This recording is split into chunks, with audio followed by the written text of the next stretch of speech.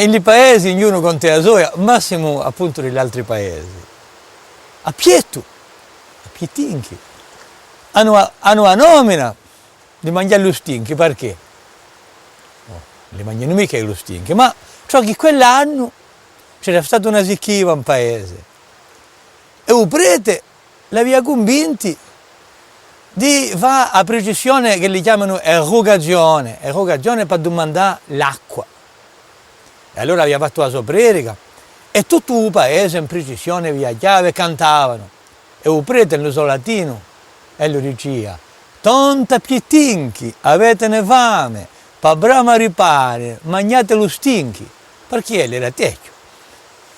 E il paese famito cantava e pregava.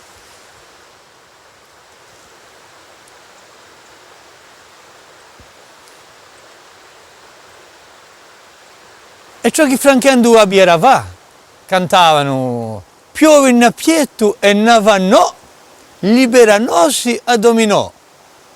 A faginchi che sentono questa, partono tutti in fromba e nasce tamanta vagare che ne fermo il proverbio: appietto, calce pugna a mezzo petto, benaria da quella imbaruffata. Ma l'affare si plagano e la processione continuiveggia.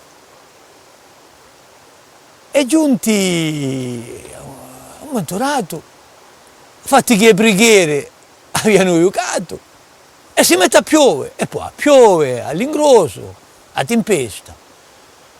Scappano tutti, chi a dritta, chi a manca, avevano Cristo che li portavano in prigione, pigliano la lampa in un mezzo fasciolaggio. Passa bene venendo un guardiacampestre che fa uso giro e bere a statua di Cristo un mezzo fascioli. Dice che questo che sta mangiato perché fatti che erano contro animali che avevano fatto qualche disguasto con quello fasciolaggio. Dice che sei tu? Ello che ha mangiato i fascioli. Piglia si pone o Cristo non te costa e lo porta a vipia. E da chi può venire il proverbio che a pietinchi avranno messo Cristo a vipia.